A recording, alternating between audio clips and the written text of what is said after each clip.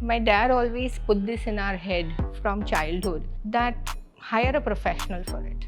Don't feel embarrassed of saying. बोल दो जो दिल में सब बोलो. I love India. I mean, I love the culture of the country. I love everything about our country. धीरे धीरे everything will get over. But there's comedy on site every day. There is comedy on site every day. Luxe Surfaces presents KYAD. Know your architect/designer. So my name is Zaid Khan. I've been in this industry for like almost 10 years now. I hail from a construction background. My father was a contractor. So I think I've been raised in a family where there was construction all the time. You know, I know what scaffolding is to what when the slab date is there to on site. So I know the whole story drill. At Luxe Surfaces, I'm sales head. With Luxe Surfaces, it's not work for me. It's more of passion because I get to meet people like yourself. So I want to be around creative people. This is what I try, because I feel you guys are very important, and it's an integral role because this is where we go to every night, and that place is something which is curated and designed by by people like architects and designer. So this is not work for me. This is more of passion. So this is about me. Hi, I am Varun Marlecha. I am a partner at Luxe Surfaces. To just give you a brief background, my family is into marble industry last 40 years. We are a family which is based in Pune for last 40 years. So still, the whole family is still more focused on natural stones.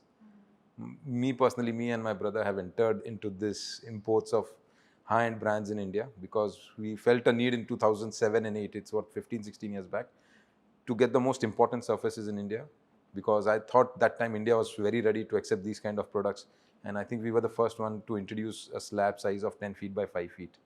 I think in 2010 we started that. And still then it's been a quest to get the most important brands in India. For last more or less 10, 12 years, we were more into B2B. We were never into B2A or architects or designers directly. It was more oriented towards B2B. Now we've shifted our focus of approaching architects and getting the insights directly, and in how to improve our business, how to get better brands available in India. I think still in our country, there are a lot of brands which still needs to be introduced. We still have some good brands. We still need to get into introducing more brands in India. I think it is still a journey for us, which will take another 3, 4, 5 years till to curate all the important brands in India, which are necessarily be a part of Indian design fraternity, because those brands are the most well designed, well technologically advanced, and one of the most important to shape any project or something. My name is Sejal, and I run a firm called Reflections. Reflections was started in, I started in 2006. And before that, I was working with celebrity designers Abu Jani and Sandeep Khosla. So I worked with them for about 8 years. And then I had 2 kids, and then I started on my own after a sabbatical. And ever since that time, there's no looking back. It's just been a journey that goes on. Speaking about your experience, ma'am, because now we'll start with the whole conversation. What it is like to have to start something of your own. You might have gone to an education, and then you have something which is of your own. That's a journey that every designer and architect goes through. Can you walk us little bit on that path? Your upbringing. How was your family life like? Because I think that point in time you didn't had this industry as a profession. Yeah.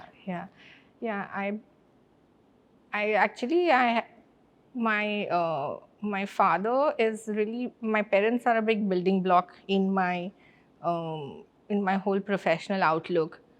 So one of the things that whenever we were younger, if there was a certain work that had to be done in the house, anything, whether it was fixing a tile or getting a cupboard or anything, my dad always put this in our head from childhood that hire a professional for it. Hire a professional for it. Don't put your brains and energies into every small thing. Just because you're bright doesn't mean that you waste your time and energy into everything. Identify the work, give it to somebody whose job it is, and don't put yourself into every job. Then you can't do your own job properly. So, I mean, at that point in time, you just hear it from one ear, take it out from the other one, because it's your parents talking. But then over the years, we got into this habit that whatever it is, okay, fine, we want to do this, identify who's doing it, and give it to that person. So I think that was really, really important growing up. They were small things. Secondly, I think starting my work or something, I mean, even as a kid, if we had to say something like, I'm scared, the word scared was never allowed in my house. If we were scared, if you would say, oh my God, we came up the staircase and there was no light in the staircase, I was scared. So we were made to go down on that staircase 10 times and said, now, did you feel scared after 10 times? He said, no, we didn't. So I think for me to start on my own or anything, there wasn't really much to give it a thought. But I think it was just as and when the work came in, it was not very much thought about. Speaking about your education when it comes to, because and the experience that you have, can you elaborate a little more on that part? I was a topper in school. Then I did my commerce. I did Nursi Monji College, so I did my BCom. And I was going to do my MBA. And then I go to the interior design college. I studied at the Nirmala Niketan College at Churchgate. And I just went for the forms with a friend. Liked the college, decided I don't want to do an MBA. I want to do interior design. And So enrolled this for just it. happened by chance. Very Yeah, frank. absolutely. It was just, as I say, that, I'm a person who completely operates on instincts. And then there's nobody to kind of stop me in that. I'm just listening to a couple of your answers. Initially, you said, I think you still believe a lot on snap judgments or basing. Yeah, So, yeah. as you informed, once you entered the store, you had certain Yeah, insight or a judgment, and still, Right. even with your education, you were still talking about snap judgments. So, how do you manage where you are personally a person who's more about snap judgments and your profession is more into detail oriented? So, how do you balance making snap judgments at the same time maintaining all the detail oriented work which attracts your industry or your profession as such? So I think the minute I enter a site, the first time that I see a site, that's exactly when I formulate in my head that how this should look there and then. So it's a very It's a very, I think it just comes naturally to Okay. me. I've always been a believer that whatever are your natural talents, like why not enhance them Right. rather than trying to work on your weak points. Okay. Like work on your strong points. stronger point. And I think for me, visualization is really, really important. Okay. And it comes on the first shot. Okay. So once that is there, then we get down to getting it down to paper. But I think the biggest challenge is that how do you convince the client to see your vision? Because I am not a very big believer in 3D renderings and all that, because I feel they're very, they all look good. They all look good on paper, but for a house to look good in actual is the task, It's is the the whole challenge. story which is to follow. Absolutely. Simple 3D wouldn't make a justification. Yeah, I mean, I can make the fanciest of 3D, but then I got to deliver that 3D to you, right? Instead of trying to oversell in the beginning, why don't I take you through the journey of making your home stepwise? That let's look at this, this is what we've thought of, and explain to you on the way up. So when it comes to emotions in a house, how do you cater to that entire family? Is my question. For me, over the years, I realized that whenever I start doing a house for somebody, whenever I step into that house to start doing it, the first thing I leave out is my own ego, because it's their home. I got to respect that first. So when you have that respect within yourself that it is someone's hard-earned money, and in India, the whole idea is that it's not like the West where you're changing homes. You make a home forever and you're putting in your life savings into it.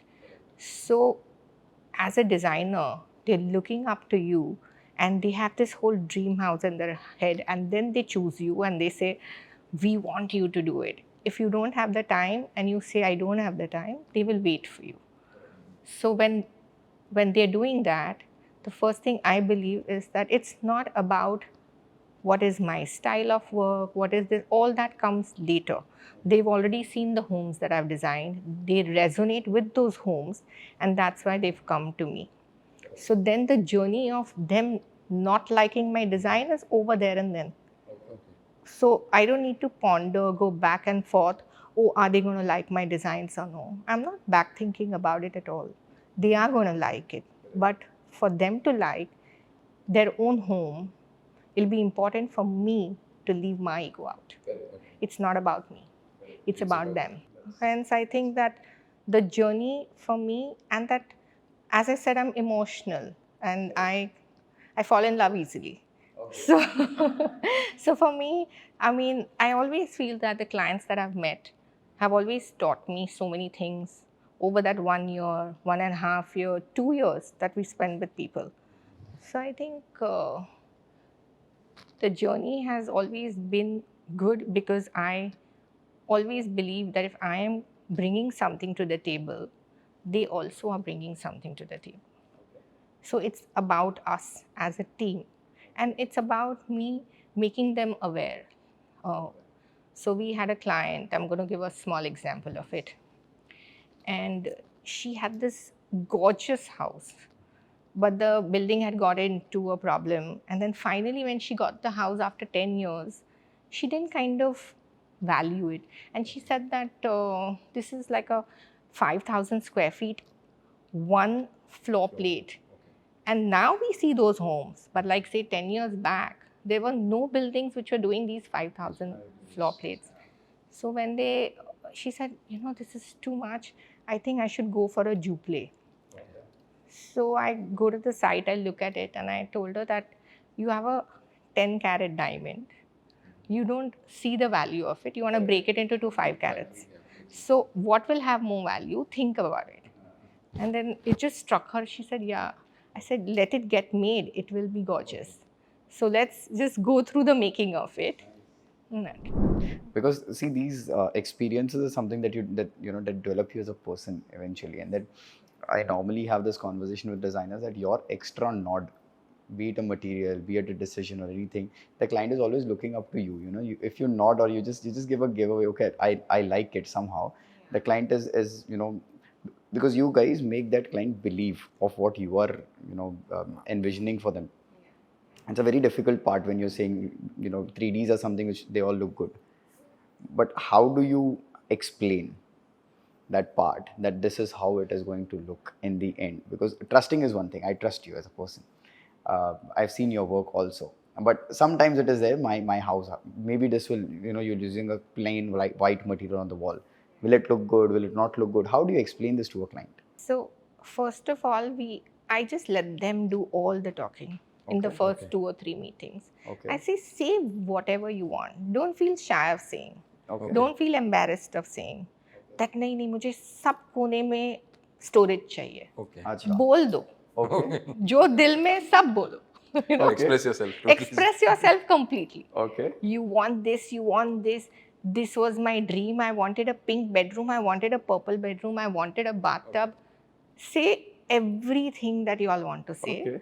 We will try and accommodate how much ever we can. I never let anything come in the way of my finishing the site. Once I know that I've gone out with the client once or twice, heard them, I know what they're looking for more than them, because they just are expressing thoughts. But I've realized that, okay, this material, put these together, and this is how they want it. This is what they are all about. A lot of clients are about house proud. They're very proud of their house. Their house is their status. Then there are many who feel that, no, I want a very practical house. So they're different people, right? So when you meet somebody who's saying that my house is my pride, it is a symbol of my status, then you don't feel shy. You give it to them. You deliver. Nice. It's like that. I think one thing is important for every design office that we speak with is design philosophy. And you want to shed some light on what is your design philosophy and what is the design style that you follow, or the whole philosophy of your design. Because for me, Sejal ma'am, I've never spoken to this. It is on record now. You're very pure as a person. That vibe comes from you. You're someone who's very, very pure. and that's how your design looks also. It's very pure. You're not overdoing things, you're not underdoing things. It's just pure. It's just like a piece of art. um, when we're doing something like this, the whole idea of design philosophy which walks into the whole picture, what is that your design philosophy is, because you're pure as a person and that reflects. I think that's where the reflection name comes in.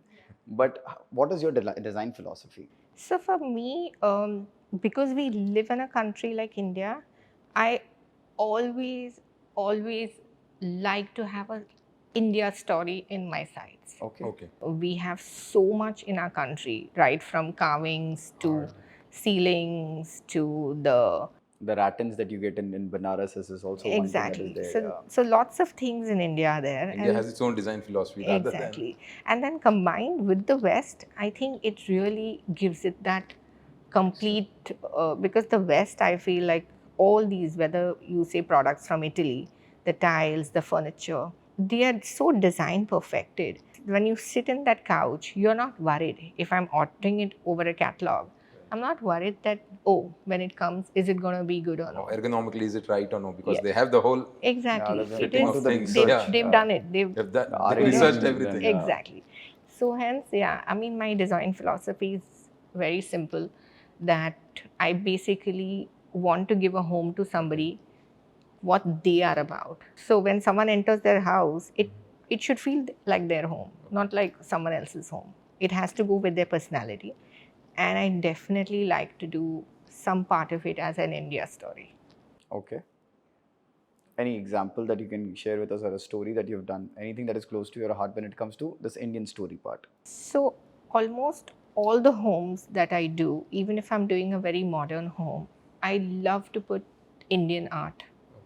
So I use a lot of artists, and I always visit art galleries and things like that. It is a very something that I feel that rather than investing on a slab of marble, I rather invest in a painting, because then if they're changing their home, they can take that painting and go. And it can be passed on for generations. So I feel that something that you pass on to your kids really matters.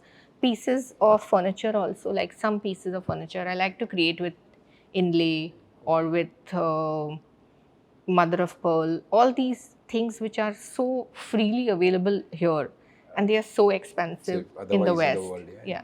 So it's great to mix and match. I mean, who's stopping us from mixing anything, right? And I think it's better rather than being bound with a design philosophy. We have go with our own intrinsic Yes. understanding of creative subjects and Yes. And applying our own and I mind. always tell people, like, be bold with your choices. There's nothing like to worry so much about such small things. That can I do an orange couch? Yeah, you can do it. I mean, what's stopping you? As long as we can tie it up.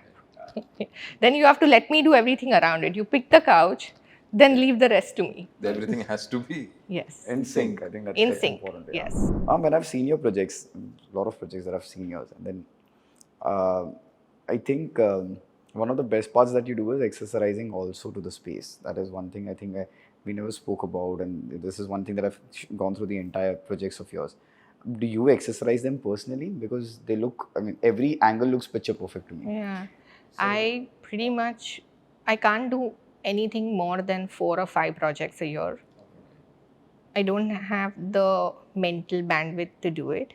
I don't want to do it. I want to look into every detail. I want to make sure that everything is perfect, whatever I do. So, yeah, right from choosing the cushion to the wallpaper to everything, I'm always present. so you more or less invest 100% in your projects you're Yeah, doing. totally. It's not into a machine mode or Yeah, auto yeah. mode which you Not at all. trust Not at a all. lot. Not at all. So it is more of attention to every detail in each project, rather than doing so many projects together and then you're not able to focus on a lot of things. Yeah, absolutely. And it just crowds your mind too much, right? Yeah. Then you get into that machine mode of just producing, and We've already seen your Instagram, and I really admire the white house that you've done. I call it the White House because you've got so many shades of white in it. It's literally the White House. So I'll just play a small video of that, and to understand the whole psyche of it, and then we'll have tangential questions to the same thing. So this is the video that we have. Varun sir, I think you're looking at it for the first Hi time. guys, this is Ankita Lokande. Hi guys, it's Vicky Jain. Welcome to our home. Come on, I'll show you around.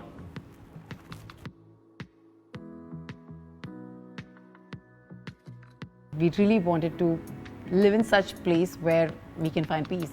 So I think whenever we come to our place, we definitely feel very peaceful. First of all, there was a lot of discussion behind this that the theme is going to be white. It looked a little difficult to us, thinking wise initially. But I was quite sure about white. He wasn't really very sure. But I was very sure that I want white because white is my favorite color. Sejal, who is our interiors, He really helped us. she Really. acted as a bridge between both of us. It's been 3 years that, we have been making this house, and I think now she has become a family. She is brilliant in her work. She has done a fantastic job, and I think, she has given us our dream house. Hello, my name is Sejal. I work as an interior designer. I run a firm called Reflections, and as you see, this is a reflection of my work. I think this house has been very special in terms of the fact that what I thought to bring to the table was to create so many layers of the white, and the textures of white kind of blend in together, and that would create a house which wasn't going to fall flat but was going to just enhance the beauty of that one color, which is white. All the viewers will have the first question. How was it working with Vicky Jain and Ankita Lokande? That's the first question. I think working with them was just wonderful. They're wonderful people. Ankita is a pure, simple soul. She speaks from her heart. She has no layers to her. She's and she doesn't talk to you in a manner wherein she is forcing you for something.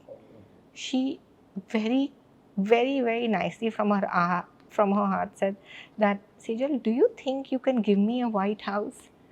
And I said, well, I've never done a white house before, which is completely white, because I'm a person who's all about color. And yeah, why not? I mean, if you're asking me for it and it's your home, yes, let's give it to you. So, so that's how the journey But the house has started. been done out very nice, beautiful. Yeah. Love the house. And then we had so many, I mean, nowadays what happens is when you go into a building which is so many floors, Right. and the builders made a sample flat, Correct. then I just feel every flat looks like the sample flat. Right. Correct. And then when someone is asking you for something different, I didn't want to just give the white for the heck of giving white. I needed that white also to be like really different. So I think the chandeliers that we picked, Yeah. It's a very Yeah, different. I saw that. It's beautiful. we said we don't want a center chandelier. Okay. Right. I said, no, let's do the side ones. Okay. And yeah, it turned out good. Nice. Thank God for beautiful, that. Beautiful. Very good. I can only say thank God. When you mix these colors, I think one of the most difficult color to work with is white. This is what I feel, because every white is different. It's the most nuanced color. You don't know what is Correct. a So warm or white or a. how do you go about it? Because as you mentioned, you are all about colors, and then you are put in something which is extremely white. You have to have hues of white. What is that goes in your head when you're picking up things? I don't know. I mean, it is just that I dream of these houses. I fall in love with these people. So I just feel it every night. I'm thinking, wow, what's going to be my day tomorrow? So I look forward to my work every day. It's not something that's mundane to me. It's not something that I wake up and I feel, oh my God, now I need to do this. But I just feel more excited that, okay, great, let's go out today. Let's see what it is, and then let's nail it. Wow, that's Nice. a very good insight. Yeah. Because for me, it's always in curiosity. How do designers or architects handle so much of things? Like you are handling customers at a different level, then you're handling vendors at a different level, then you have your own offices to handle, then you have your carpenters and mistris. How do you handle so much of energy supply this is a at good different question. bandwidth? I wake up every day and think that, yeah, something is definitely going to be not as per as I thought. But now, as it comes, we'll look at it and we'll go through the day. But nothing is going to change my vision. Once I've locked it in, I will 100% convince the client that no, this is better for you, because by the end of it, I don't want the client to say that, I don't want to say to the client saying that, oh, like this is not looking good, but you chose it. So, Okay. no, they never choose anything. I am always there to guide them in Find a balance trying in to, what they want yes, and what you want to absolutely, execute. let's choose everything as per our theme, not as per something that's looking good. It may not look good in our own house.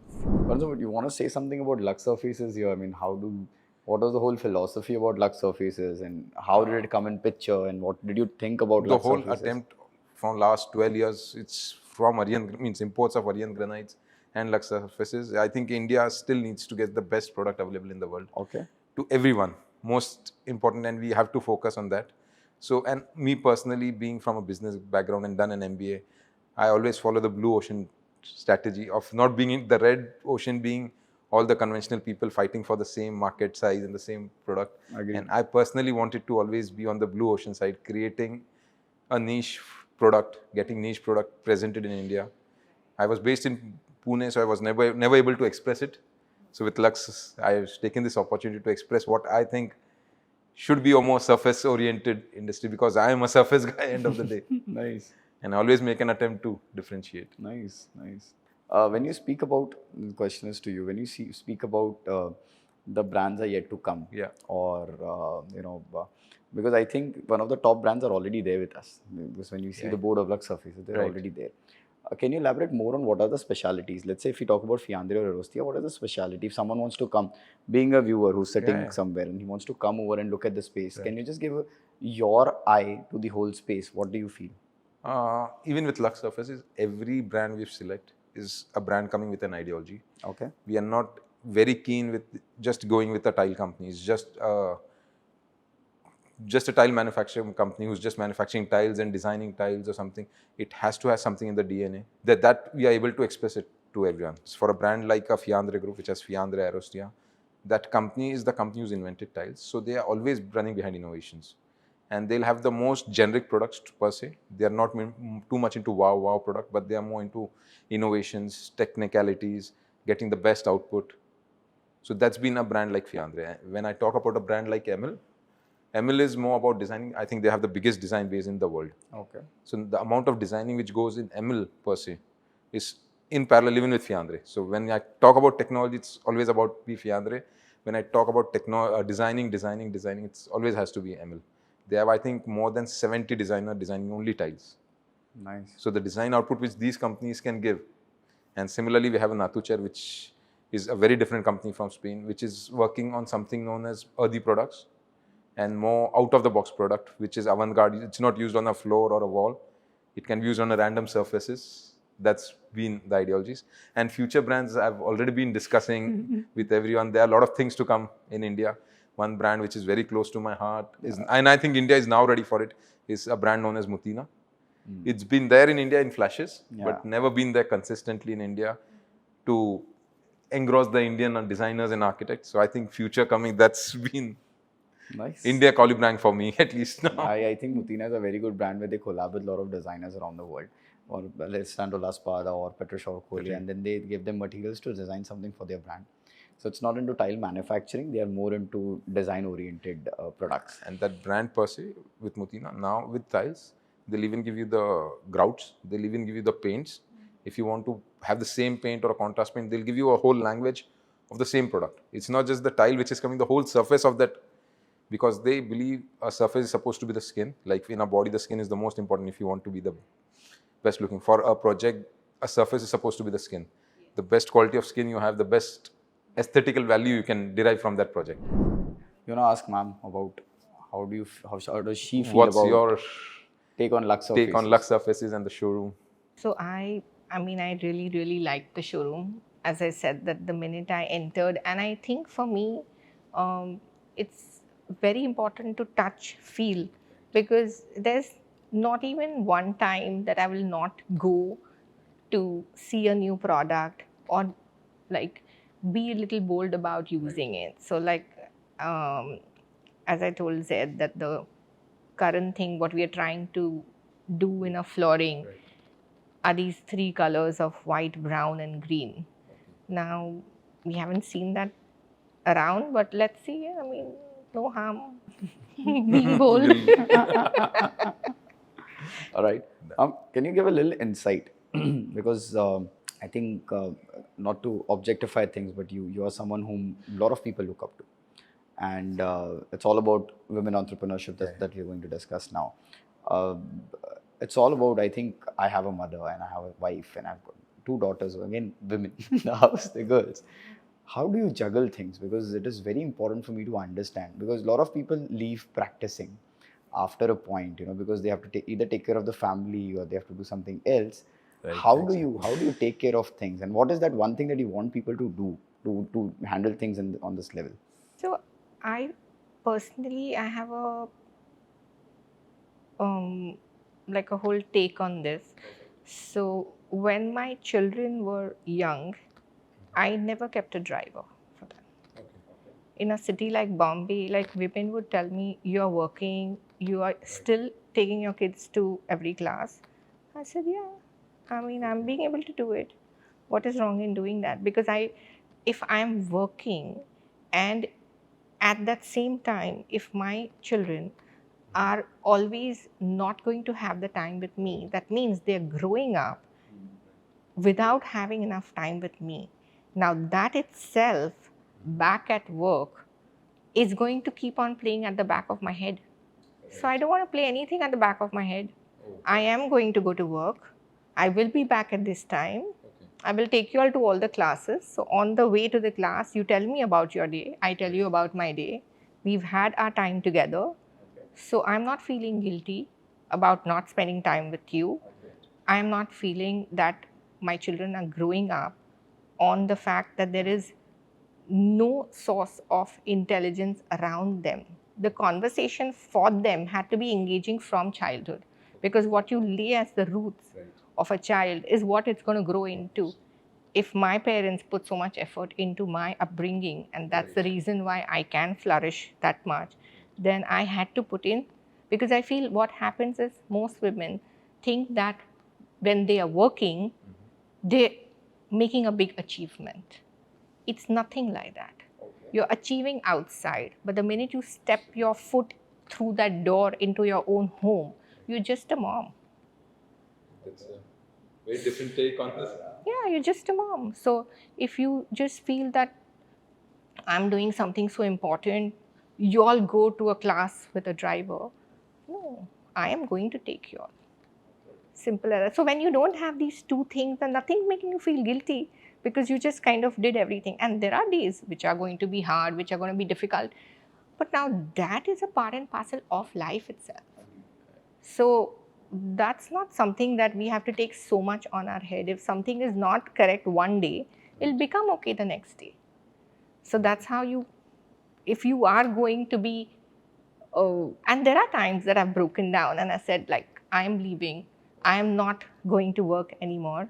And my mom has been my forcing factor and said, I mean, what is there to leave? It's just now. But another 2 days, you will be okay to do this. So if the Prime Minister of our country can work so much in a day, and I'm quite inspired by Narendra Modi ji, and I think if he can do so much in one day, then why can I not do this much in one day? We're both humans, right? So yeah, it's just about mental strength. And I think what women need to develop is mental strength. And I'm not talking of mental strength as masculinity. Like, you can't become masculine thinking that if you're working, everything is not your role. Your role is your role. You play that role correctly, and leave the ego, everything out when you step through that door back home. Very nice. I think Very it's very inspiring. different take. Yeah. Nice. Whole subject. Yeah. Just to touch on points, when you mentioned that you were in your interior designing days when you were studying, do you know everyone who's practicing, or how is the take now? Because I think that batch. So back then, we're talking of, I graduated college in 1995 is when I graduated through college and started working. We had a batch of 40 women that time, and I know that about 4 of us are yet working. Yeah, the Almost rest. 10% of the entire 10%. batch. Yes, yes, just 10% of the entire batch. So as I say that mental strength doesn't have to be, I mean, everything just needs to be sorted in your head first before you try to do anything. Nice. I think that's a very different That's take. I not- think I'll have to we- sync it. You My have own to absorb. wavelength. Yeah. Because we see a lot of things, that, because I have a mom as well, and then, I have a wife as well. And it's very difficult to juggle on things. And, mental strength is, I think, I'll go back home today and speak about it now. Because you require too much of pull power to get Yeah, executing Man, everything of if this. you speak to your wife about it, it's not going to go the right way. I'll call you.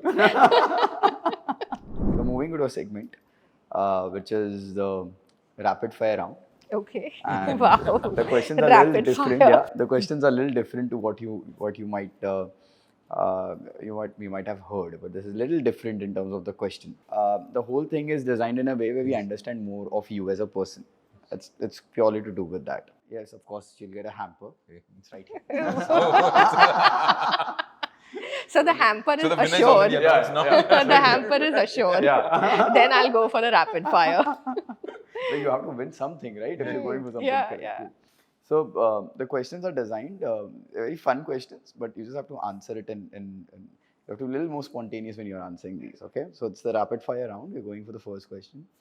If your design studio had a theme song, what would the song be? What is that song? Chalo chale mitwa. Okay. Any specific reason for that song? Because it is every day, it's just that, na? Chalo chale mitwa. Chalo, the contractors, my kadiya, my carpenter. Chalo. All right. If your job title was a superhero name, Superman, Batman. If your job title had a superhero name, what name your job title would have? And definitely Superman. Yeah. Any Hands specific down. reason again? Yeah, I mean, just handling the amount of people who go into making a home. Yeah. Everybody thinks a home looks good, but the amount of people who've rolled in and out of that site trying to complete it are just so many, with so many different combinations. So, I think when you were speaking this, I was speaking with Varun sir off the camera also, that a designer is not only a designer, or architect is not only an architect, he has to be a great person who's doing people management. People, that's the 50% of the work. I think that's still very important, because you have to be in command. You have to have that charge when When it you comes have to the whole site. Okay, what is the weirdest source of inspiration that you have drawn from for a project? I think I was once doing a site in Zaveri Bazaar, and I think that sheer glitter of the gold and the silver, just me walking through those streets, Okay. I think there is no project that I don't use gold or silver in. Yeah. Yeah, Okay. that image has just stayed with me. If your designs could talk, what story they would tell us in your words? I think the India story, definitely. All right. So you'll have some part of India in. I love each India. project. I mean, Yes, I love the culture of the country. I love everything about our country. So, yeah, definitely. They're talking about the India story. Okay. If your designs were a season, what season it would be? Spring. Yeah. All right. So you're a more spring person. Totally. Okay. And what do you like about spring? And just to understand, ma'am. I think just the just how the new leaves start sprouting out, just to see that, and how suddenly the brown around us changes to that green. I just love the transformation. which I is love happening the from transformation of the season. If your designs were a travel destination, what travel destination would your designs be? Goa. Yeah. Peace. Freedom. Yeah. Yeah. Sunshine and water. I And in think the evening it transforms. yes, totally. All right. So this is something which is a little different in terms of a question. If you want to redesign a famous landmark around the globe that's there, which landmark would you redesign and why? I think I would redesign the Red Fort in Delhi. Okay. That red stone has been such a source of inspiration for me, Okay. and I've always felt that I don't know. I'm just in love with that red stone. I'm just in love with it. I just feel it has so much potential to be used, but it's not been utilized to the maximum in our country. Okay. So yeah, I would love to Nice. redesign the Red Fort. Describe your ideal workspace in 3 words, where you can sit and you can think or you can work in 3 words. What do you need in 3 words for you to think and design and work? I think I just need a desk Mhm. and a pen and a paper. Yeah. I'm not a computer person. I just need to Okay. draw on paper. Okay. Nice. Uh, one suggestion or one feedback, or you call it one thing that you want to tell the entire design fraternity, just like a feedback that hey, we should all do this. It is something that we should get it in regular practice. What that one thing would be? This is controversial. Yeah, I don't know. I mean, I haven't really thought about it. Yeah. So I don't know what will I want to tell the fraternity. But yeah, somebody who's young, aspiring to be a designer, I would just tell them that, go with each day. Don't try to do too much without understanding the source of design. Okay. There's a source which comes, like the source of design, how it starts. Okay. So you got to nail that process more than trying to jump. If your designs were a board game, which board game your designs would be? Ludo. I think this is the second or the third time you've heard Ludo. Yeah. I wouldn't say chess, because then chess is like too much of a competition between you and the client. So Ludo is good. Ludo is good. Everyone's going You get 4 around. lives also. Exactly. You're establishing everything in the house in one. Dheere, everything will get over. I think for my signing card, I'll get Ludo board now. Yeah. Okay. Now, one thing, I think you already mentioned that, I don't know if the camera was rolling or not. One thing that you take away from a design and use it in your personal life, because when you do, it's other way around also, right? When you're too much into a space, like someone mentioned us on this podcast also, that when Deepika and Ranveer were together, and then Deepika used to say, my husband comes, each movie he's doing, he's a different husband that comes home. When you're doing houses, that is also one thing that you're living for that period, right? 3 months, 4 months, 5 months. What is that you take home from each house that you have done or each design that you have done? I think whoever's house I'm doing, I'm at that point so much, what do you say, that, I'm watching their movies, I'm watching their things, if they happen to be a celebrity. Yeah. But if they happen to be an industrialist or they happen to be running a business, then that's something that I kind of learn from them. Okay. Too.